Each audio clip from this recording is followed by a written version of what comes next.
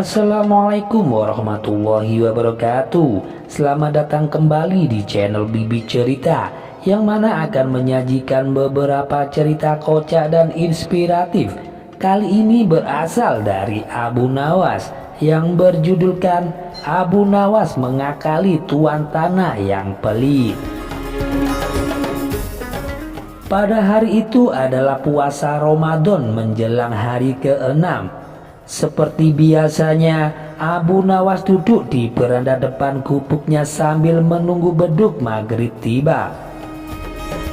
Sambil memandangi langit yang biru yang mulai tampak senja, Abu Nawas berpikir bagaimana agar dapur rumahnya tetap mengepul. Sementara itu ada seorang tuan tanah yang rumahnya tak jauh dari rumah Abu Nawas. Sebagai tuan tanah tentu saja mempunyai rumah yang sangat besar, lengkap dengan seperangkat gudang makanan, lahan peternakan dan kamar yang begitu luas.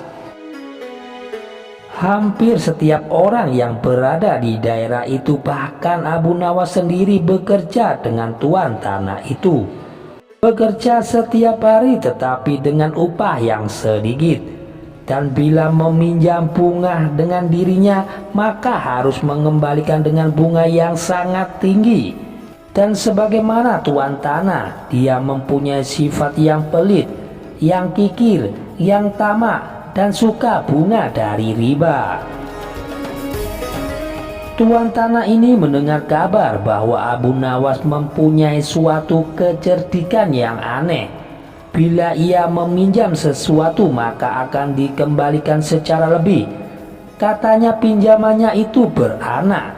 Seperti meminjam seekor ayam maka ayam itu akan dikembalikan 2 karena ayam itu beranak. Menarik juga kepandaian dari Abu Nawas ini, pikir sang tuan tanah yang pelit. Tuan tanah lalu berpikir agar Abu Nawas segera meminjam darinya. Dan secara kebetulan sore itu Abu Nawas ingin meminjam 3 butir telur kepada tuan tanah itu. Tuan tanah itu tentu saja senang memberikan pinjaman kepada Abu Nawas, karena pinjaman itu akan menjadi banyak karena bisa beranak. Malahan tuan tanah itu menanyakan kepada Abu Nawas, apakah ingin meminjam yang lain? Abu Nawas menjawab tidak perlu, dia hanya butuh 3 butir telur. Tuan tanah itu bertanya lagi dengan Abu Nawas, kapan telur itu akan beranak? Abu Nawas menjawab itu tergantung dengan keadaan. 5 hari kemudian Abu Nawas kembali ke rumah tuan tanah itu, mengembalikan telur menjadi 5 butir. Melihat 5 butir telur, betapa senangnya tuan tanah itu.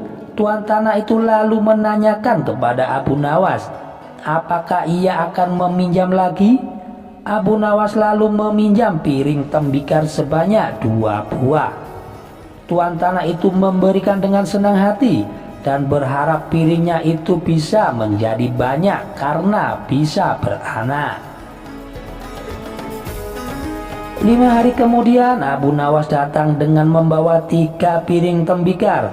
Walaupun tidak sesuai dengan yang diharapkan, tetapi hatinya cukup gembira karena 2 piring dulu hanya melahirkan 1 anak saja.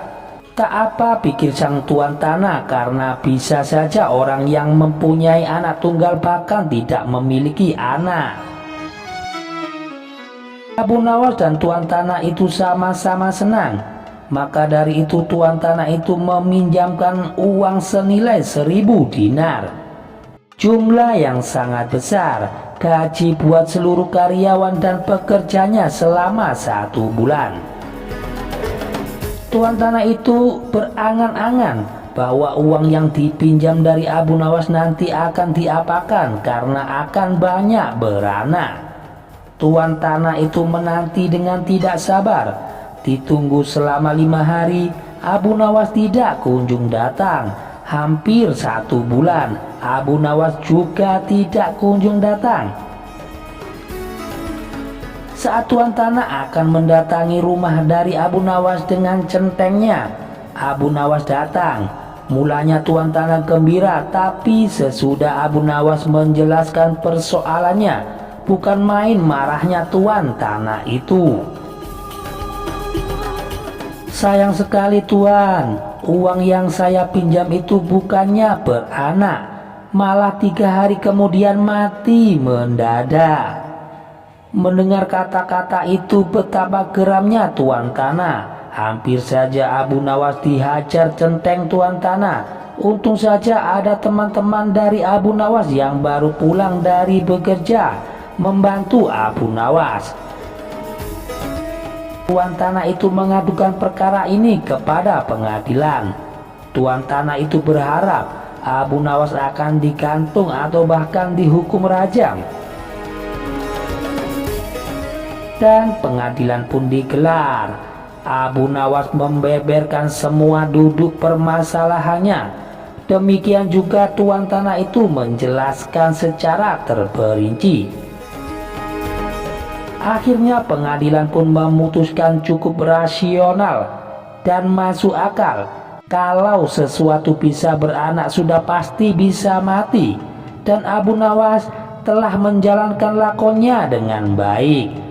Adapun tuan tanah yang tamak itu telah tertipu karena wataknya sendiri yang kikir dan tamak dan sangat pelit. Demikian cerita dari Abu Nawas ini bisa saya sajikan.